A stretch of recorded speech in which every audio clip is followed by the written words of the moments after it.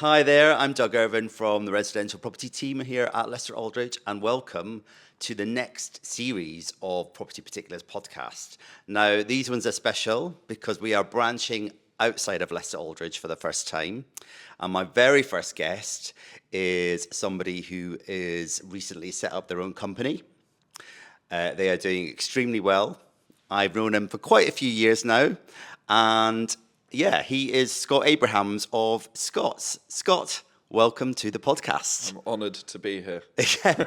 One of our first, and the first it. the first non-Leicester Aldridge person to be frequenting the podcast suite in our gracious boardroom here. So yeah, thank you for coming along. Let's start where you are now. Yep. Scots, your company. My company. You founded it. Yeah. Start of this year. January. Yeah. Mid-January. Yeah.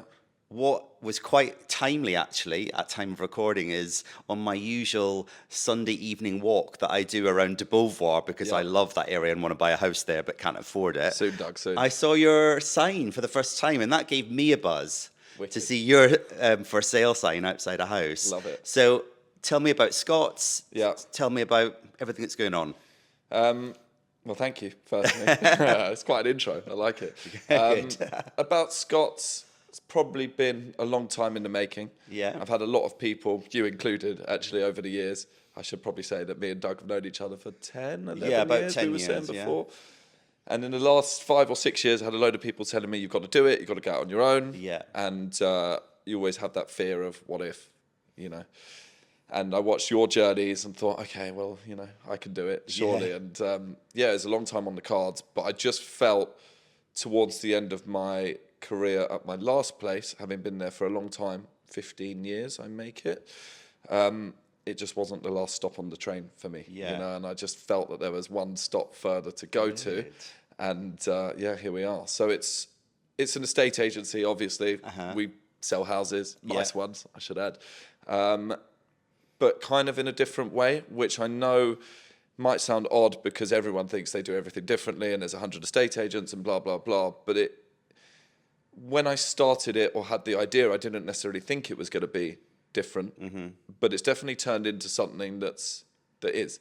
Yeah, you can definitely. I mean, I know a few people that have gone out, done it on their own. People that I'm either working with or people that I know personally. Yeah. And I think what we found in our journey from going from a big top law firm, like John and I were at a top 25 law firm here in London, and then when we set up on our own, which you knew us then as well, like just the freedom to do stuff a bit differently as well. Totally, you know, mate. not wear the shirt and tie, for example. You can see me, socks and the Converse with the holes in them. Exactly, yeah. So how has that transition been? How have you enjoyed it? It's just kind of been very natural, Yeah. you know. I always have my own way of dealing with people and things, but the world that we're in now doesn't have to be so formal. And that's what I've realised in doing this, is that people have been so welcoming to it. You know, again, there's loads of agents and that's fine, but the personal kind of service approach, more relaxed way, whilst not being relaxed, if that makes sense, you know, super on it, responsive, communicative at all times, but it doesn't have to be in a stuffy kind of suit and tie way. For example, when I started, you know, I didn't have my car sorted and whatever. I thought I would just use a line bike for now because I didn't have anything to sell. And I don't have any need for a car. You know, I'm always riding around on line bikes or walking. And it's just kind of gone. This is why you're looking so healthy now. Maybe. Yeah, that's it. Yeah, a few people have said that to me. I've had like a glow up when I was supposed to be the most stressed I've ever been. And it's just kind of turned into what I believe to be a streamlined, efficient way and a modern way of selling houses. You know, that's it. Everything over the last, I think, since COVID has changed in the world. Yeah. Tech, communication, socials, WhatsApp, and people are ready to do things in a more current way. Yeah, I think you're so right. It's adapted to that. It hasn't. I didn't look at it to say that is what I want it to be, but it's just how I did it, and people are really liking it, I guess. Yeah. So I think the COVID and the lockdown thing was a change for everything. And I just remember when I compare it to what we were doing at that time. And even though I was doing, I personally was doing a lot of property in Islington and Hackney, because that's where I live and I go out, etc., as you know. But I started doing a lot more home visits because we did social distance doorstop ID checks. Yeah, quite right. And then it just Because I remember like all of yeah. the agents in Islington, Hackney and surround, and John was doing the same in Queen's Park. Yeah.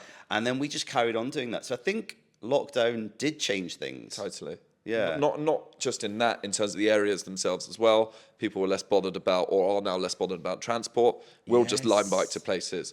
So I'm finding areas like Newington Green, Stoke Newington, that historically there was no tube, are becoming more and more popular because people don't really need them. Then you've had all the road closures in Islington and Hackney as well. That's true, yeah. And it's just... Which are a nightmare when you get in a taxi home. But Yeah, there you go. Yeah, or you just line bike, mate. There you go. true. You just need to lime everywhere. Yeah. But I think just a lot of things have changed under the radar, if that makes sense. And what I'm doing now seems to be fitting for this time without being intentional that it was going to be this new thing and whatever, you know? Cool. So I don't know if that answers the question. Yeah, but that's, 100%, yeah. And how nice is it not to wear a shirt and tie? Man, I love it. I love Yeah, it. Yeah, it mate, is nice. shorts. Just wear shorts when it's really hot, you know? Yeah, I remember one time when, and this is going back quite a while, that I was meeting a client in a hotel, and I felt the need to get suit and tie, and it was a heat wave day. I got the tube from Highbury and Islington to Oxford Circus, went to the meeting. The guy who was buying 10 million plus, That's it. he was in shorts and flip-flops, and he was saying, why? He said to me, why are you in a suit? Yeah. And I remember that was the changing point for me, that I'm like, okay, no suits anymore. There you go. People, we're dealing with people in their personal lives, Totally. So they are much happier to be a bit more relaxed. I think that's it. The world's moved on, the world's changed, and people are way more responsive. In fact, I've had people say that. I said, I'm really grateful for the way you communicate, because I'm on my phone. Everyone sits there with their phone in their hand the whole time. So it makes sense if you're WhatsApping them at 9 or 10 o'clock. Yeah. I've been told in the past you can't build a relationship on WhatsApp. I couldn't disagree more. Yeah. You know, it's like you're dealing with people in their own time, when they've got their phone in their hand, when they're their most comfortable, and just replying to someone at that kind of time, which I don't mind because it's how I work. Yeah. People seem to really be on board with it. And I think that's the same with the suit thing, the line bike. Yeah. Some people, it's not for everyone, for sure. And I have some people be like, what's that about, if they're a bit more traditional. But then you're not a Scots client. You know, it's like if you're the kind of client that likes what we do, it just makes sense. So I wouldn't, it's quite funny you say it actually, because when I started this, I went and bought a slightly more set of casual but smart clothes. Smarter. Right? Yeah. So it's like I had the loafers that I bought, which weren't like suit loafers. Mate, I've not worn them once. Yeah. You know what I mean? I wore them, Good. in fact, to John and Jackie, the first one that we Oh, listed. yeah. And after that, I was like, why am I doing this? And I haven't worn them since. And then it's just, T-shirts and this, and that's how it is now. So, And how did you enjoy the setting up of your company, the design, the design, all that element of it? Because it takes a while to do all that. You know, when you look at these kind of really utilitarian design things, and you're like, oh, it's just a brand with a name, and it's like the work that's gone into the spacing and the font. It's mad. You don't think about this kind of stuff. And the colour, the colour as well. That's it. And just trying to have something that was no frills. So I really like all of that stuff. I'm into design. My wife Danny, who's now in the business as well. She's got a background in marketing, PR, design. So we kind of did it together, and that was kind of enjoyable actually. I quite like that. Cool. I love it. Yeah. And then what's your day to day? What's an average day then? Wake up. Apart from today and doing a podcast. But Yeah, well, that's quite nice actually. It's quite nice not to have my phone in my hand. And, having 100 calls. An average day for me, it's just different every single day. I think now it's up and running and has evolved. It feels like I'm on a treadmill and I can't get off. It's the only way that I can explain. You're just bang, bang all day. Yeah. Average day to me this morning, get up, go to the tube, get off, line bike to my appointment and show whatever I'm showing, value whatever I'm valuing, calls in between. Don't really go to the office that much, which I was at the start. It's nuts. Just work as you go. Just work as I go. Everywhere. Yeah. Exciting. Yeah, it's good. And one of the things that I have noticed in watching your Instagram page, etc., is that you're also now not limited to one particular area. Correct. How has that been? Because if you branched out to, Yeah. I saw you had a Camden property recently, which maybe you haven't done properties there before. Correct. And that, if you don't know the area, have you gone to get to know the area a bit better? I mean, I'm a North London boy. That's where I Yeah. grew up. So it's like I always knew Camden. I started my career in Kentish Town, so I know that side of it pretty well. When I started it, I thought it would just be all over London because I was getting requests from all different people everywhere. But actually, as it's gone on, I know the area that I work in so well and love it that I try not to deviate too much. But when duty calls and someone says, I've got something in Belsize Park, which is where I'm at 5 o'clock today. Okay, if they're on amazing. board and they're cool, we get on and it's a nice unit, sure, for it. we'll do it. And I'm very open with them to say, look, I focus on north and east. If you want me to do it, I'll do it. So Yeah. got something in Woolwich at the moment, which is really cool. I've got something coming on in W9, so Maida Hill. I've got this thing coming on in kind of NW3. Wow. So yeah, It's working. it's good. Yeah. And then what about the social media side of things? So I remember definitely a few years back, maybe I can't remember when you started your own Instagram on the I property can side tell of you stuff. because my friend Paul said to me, the longer that you take to do it, the further behind you are. I'll never forget. Really good mate of mine, and he was bugging me to do it. Really good. He's annoying, but he's a good guy. You know? And I hope he's watching this, and he probably will watch it. But I thank him for that massively because he said to me, "Look, everyone else is doing it. You know, get on it. Yeah, get on it." And I was like, "No, it's not my style. I don't want to do it." And he was like, "You're an idiot, basically." And I'm really glad that he pushed me. And every time I saw him, he'd make a little comment or whatever. All right, Yeah. cool, we'll do it.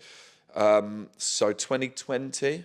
It's not like the biggest page, but what I've realised about it is the following's quite loyal and local as well. So it's good. Yeah. And it leads, and you get leads from it. Lots, So it's lots. This is the Genuinely change that's loads. happening through social media. That For sure. When I'm chatting to agents, For and stuff, sure. that they're getting jobs, either people that want to sell with you, No or doubt. buyers are now looking on Instagram stories, aren't they? Because you're to always find on your properties. phone, right? And this is what I Yeah. mean. The world has changed so much. Don't know about you. I've bought probably these trousers. Yes. You know, you get the targeted ads. You're like, oh yeah, I'll buy that. And it's like, Yeah.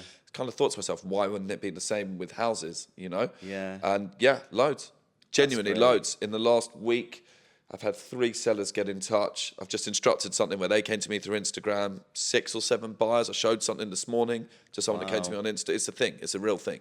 And do you then, have you now gone the other side of social media that you get a bit of the fear that if you haven't posted for a week or a couple of days, you're like, oh my goodness, I need to get back on it, back on the gram. I just go the other way. You either see me loads or not for months. Yeah. Just because of being busy. And I always say the busier I am with work, actually the day job, the less you see me post on socials. Sure. But there needs to be, you have to work it into your day for sure. Yeah. Because people get to know you.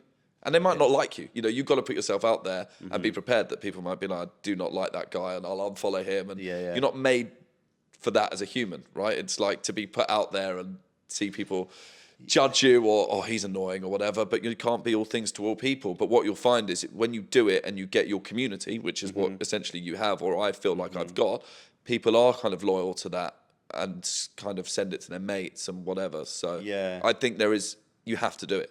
Yeah, I think If so. you're in this world, I think so. and people need to get to know you, it's just as simple as that. So Yeah, I have a couple of friends who are kind of half looking to move house and buy, and because I follow so many of you agents, because I love it, because I love property. Sure.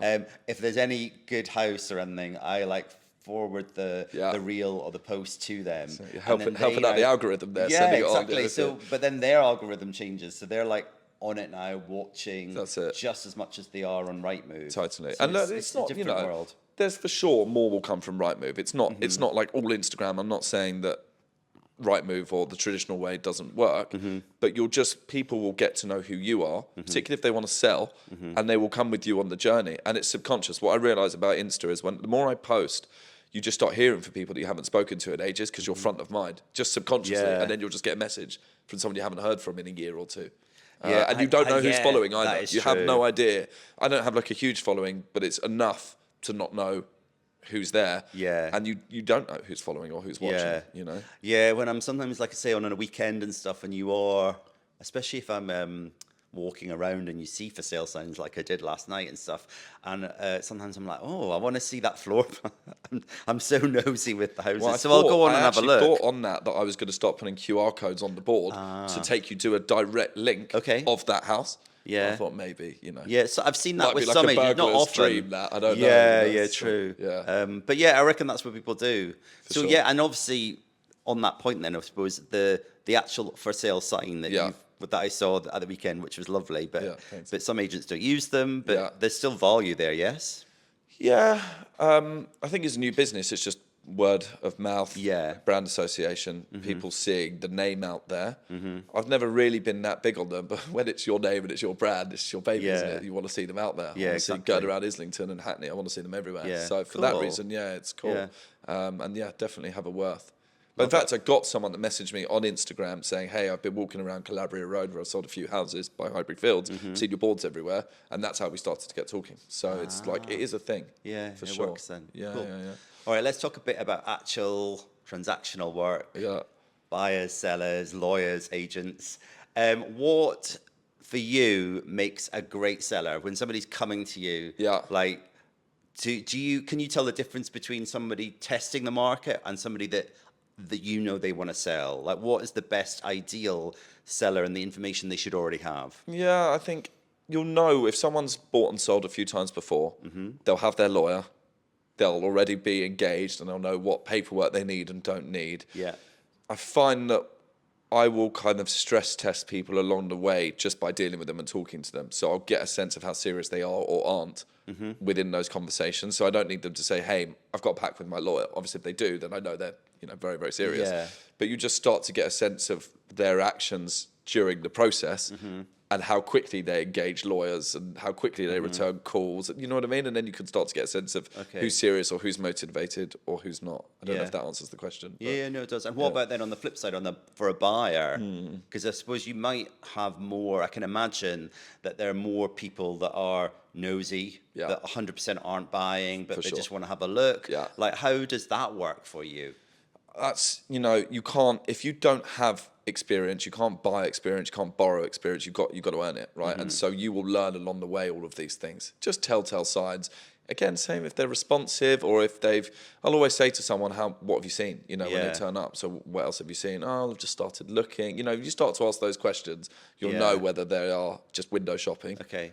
But everyone's got to start somewhere as well. Yeah. It's just because they haven't seen things or they are slow, doesn't mean in 6 to 9 months they'll be ready to buy. So I think you've got to be quite patient as an agent, not to just dismiss people to say, oh, they're not serious because they've not seen anything or they don't know the area, because they could be a really good buyer in the making, if that makes sense. And all of these buyers and sellers are also, and their families are all future clients. Correct, Yeah, correct. You want them Correct. to come back in 3 years once Totally. they've bought the flat, Totally. sold the flat to upgrade to a house, That's etc. it. Or just tell their mates, this guy was great. Yeah. You need to speak to him or them or whatever. Exactly. Yeah. Should we let everybody into a secret that I bought my flat through you, which is how we And we're first still knew each talking other. 10 years We're still later, talking yeah. 10 years later. So I'll tell you what I remember from that. Oh, dear. if you don't No, mind, don't do that. Is that there was, so I bought in Islington and there was 2 different companies, high street agents that were on it. Is that right? Yeah, there was 2 that I offered through. So I'd offered one through somewhere else, one through you that I didn't get, and then the one that I got. But I remember both of you and this other agency both listened to what I wanted. And I remember, because I was renting a property that had a beautiful roof terrace, and it made the difference when you were in a shared house. You had some outdoor space. Sure. I knew I couldn't afford a house and a garden. Yeah. I wanted a tiny balcony, a terrace, Yeah. a Juliet. I wanted something that you could let the air come in. Totally. And some agents, well, you're on all their records, right? You register with them all, and I just kept on getting flats through that didn't have anything, to a balcony, a terrace. Whereas the ones from you and this other agent, it was you'd listen to the criteria, which Good. it's not a difficult thing. No, it shouldn't be. It shouldn't be. But yeah, and then you also said to me, I'll get a flat for you. Love that. Okay, cool. Well, I was right. Okay, good. And we did, yeah. Blind we did. confidence there. Yeah, and then I don't know if I remember John who did the legals here, at the firm we're at the time, he jokes all the time that I was like a terrible client. But yeah, so my takeaway from that was that you were listening. Yeah, and you have to, because otherwise you just waste your time. And the more you do listen to people, the more that happens, and the more they'll talk to you. Or if there is a bit of a wild card, they're more like, and you say, look, here's why I think you should see it. You might be able to be converted. They're more likely to come and then take your advice and see it if you've been listening the whole way along. Yeah. Because people don't always buy that place with the outside space, for example. I've sold plenty of people that says it's got to be in this area, have this many bedrooms, and then bought something with less bedrooms in a different area. Right, okay. So it's just about trying to understand and just be likable, just talk to people. Yeah, You know, working just, out if they could correct. like something that's a bit different That's to their it. Just at strict least testing criteria. them without saying you've got to see 10 things and waste everyone's time. Yeah, you yeah, know? exactly. Okay. Yeah. Let's switch up a bit. Maybe I shouldn't ask this question, but what do you think is? I mean, I could do it a negative way or a positive. Let's do positive. So, what makes a good quality for a property solicitor?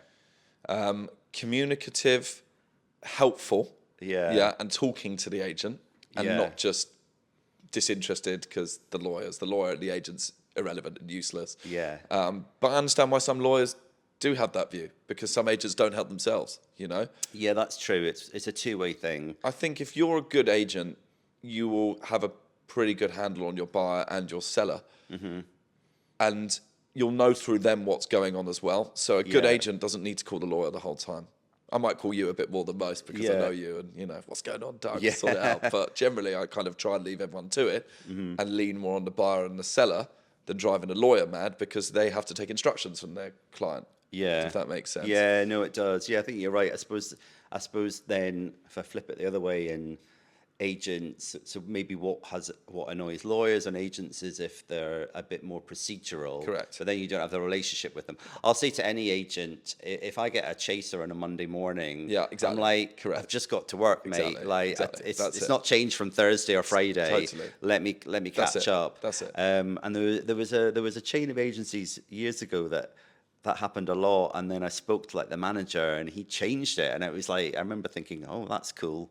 He's got some sway listened. there. Yeah, he's that's it, listened. yeah. You know, they've listened, but equally, I always like to take feedback the other way as well. Totally. And, you know, so I will ask sometimes what's frustrating. So come on, then what's maybe frustrating about a lawyer? Just don't want to take calls at any Yeah. point. I understand not the whole time, that's fine. But at least we're trying to work on this together. At some point, it would be useful to have a conversation. Yeah, I you think know? so. So that can be quite frustrating. Yeah. Some of the procedural law firms the other way around.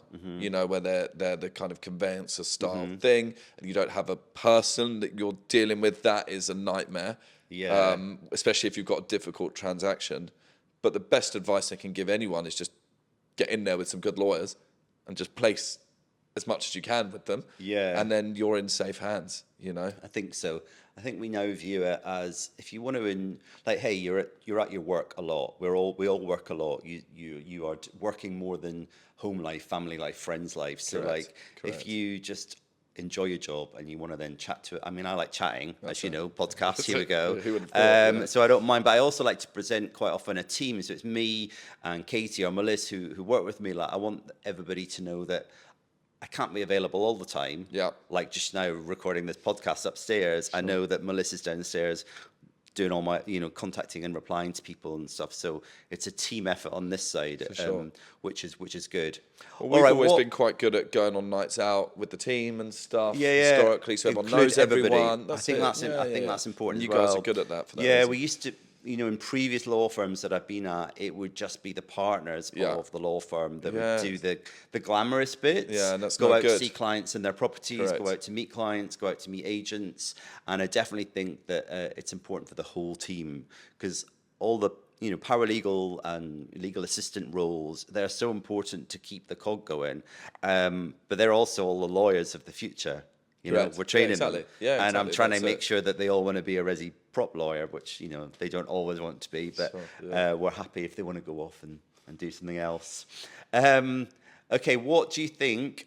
Have you got any amazing transactions? And this could be like a memorable one that sticks out. Yeah. Quite often, when I've talked about this with the lawyers that I've interviewed, it's like an amazing value of a property, or just like an amazing client you had that just sticks out and you remember as a cool transaction. Well, I remember, I don't know if it was cool or it sounds probably more glamorous than it was, but you'll remember a few years ago, me and you were on one and we exchanged in 3 hours from receipt of draft contract, cash buyer, and it was on Valentine's Day, I remember, and I don't remember it being Valentine's Day. I remember the transaction. It was Valentine's Day. Was yeah, it? It was in 3 hours, and it was like 8 o'clock in the evening, and it still hadn't happened. I hadn't got home to my wife, and but it happened in the end. There was a lot more to it. That's one for the pub. That one, but that was 3 hours exchange same day from seeing it, and that was I do remember, and that was my quickest of my career. And I've never seen that. Yeah, I've done a few in my career that's maybe been a week or a couple of days, but I think that's probably the only one that I've done in a day. But for that to happen, we had a great seller and buyer. Correct. And we had great agents and both lawyers were on it. So we were communicative. Right? Totally, yeah. But that was a good one. Yeah. Oh, cool. I also quite like it though as well that when agent, I don't want any agents to just have one lawyer. Like you need 3 or 4 in your group so that you know that you can have good ones on either side if you are able to refer. That's it. Yeah. Cool. All right. Well, that is a good one. What frustrates you at all about the industry or the procedure? Lack of change. People wanting to hold on to the past and not be present or not see what's going on. Mm-hmm. It shouldn't affect me because I'm on the other side of the fence, doing my own thing and I'm doing the Instagram thing. But I worry for the next generation of agents. Mm-hmm. How they're going to get into it, because I think there is a huge shift in this industry happening right now, and where do the young, hungry ones go and get their training? I worry about that a bit for the next generation. Mm-hmm. I think there probably needs to be a bit more acceptance that the industry is changing, because then everyone can kind of pull through it together. And I feel like there's some resistance between different sides of the high street versus the new wave, and I think that shouldn't be the case. We're all trying to do the same thing. I think just people should be a bit more aware and can't really explain it, but just kind of on board with the fact that be prepared for change. So probably that. Because I do know a lot of agents that have done what you've done, or have done it for years, or they're in some of these different models where you're kind of a bit on your own, but you're within a bigger group. Yeah. But they all have come from a high street chain. Correct. Saying that they got the great training there. For sure. Yeah. So and they put the hours in the early years. That's it.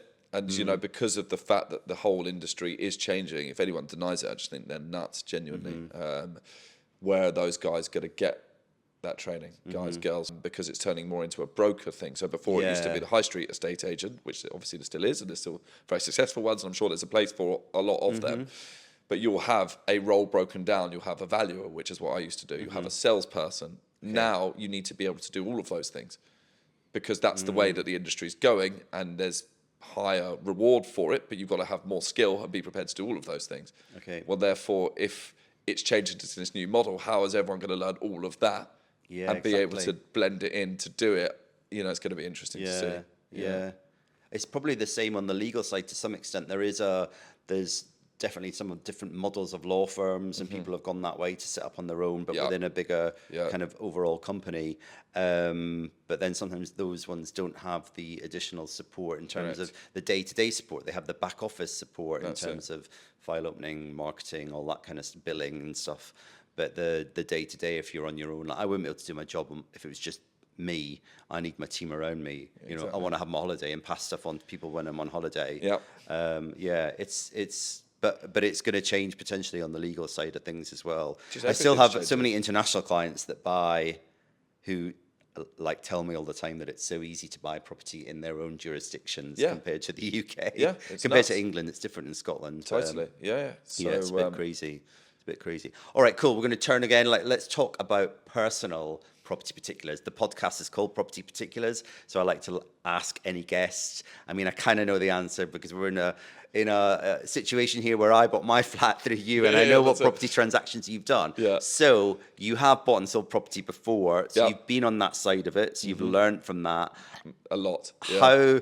How different is that? Did you think you were the buyer or the seller that you thought you might be? Was it stressful? Oh, so stressful. I think you need to go through it if you're going to be a good agent, or probably a lawyer as well. Yeah. Once you do go through it, you can see why people get stressed, and you can see why, I always say, it brings out the worst in people, this process, because it's so stressful. You're putting everything on it. And mine was probably one of the most stressful transactions I've ever seen, the house that I bought. Yeah. I lost out on 4 sealed bids.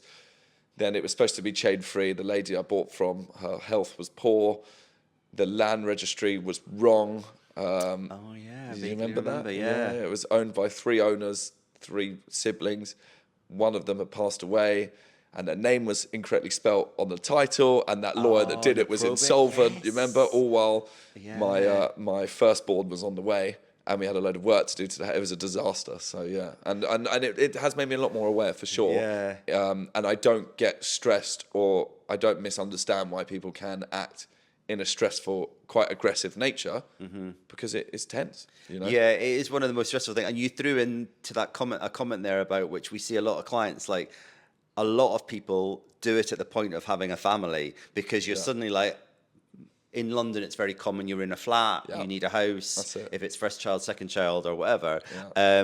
And so sometimes we become I'm sure you do as well, but you become a bit of a counsellor Correct. for your clients, Too right, yeah. or a sounding board, maybe not a counsellor, but a sounding board. You know, if they want to rant, we listen, and then we help them move on from that. That's it. But we have a lot of clients that are maybe starting a family and buying a house, and these two things are both stressful together, aren't they? Very much And so. if you then so you had done a chain as well, so you're selling and buying. Yeah, it was a disaster. Yeah, The whole thing was a mess. It was. Yeah, when I talk to clients about once you've exchanged, and whilst any lawyer will report to a client earlier on in the transaction about the time for completion day, I make sure I'm reminding them the minute we've exchanged, if there's a week between exchange and completion, 2 weeks, 3 weeks, a month, but reminding them, like, on that day of completion, if you're selling and buying, you're going to have a period of a couple of hours where you might not own any property because you've sold and the money's on its way to this purchase,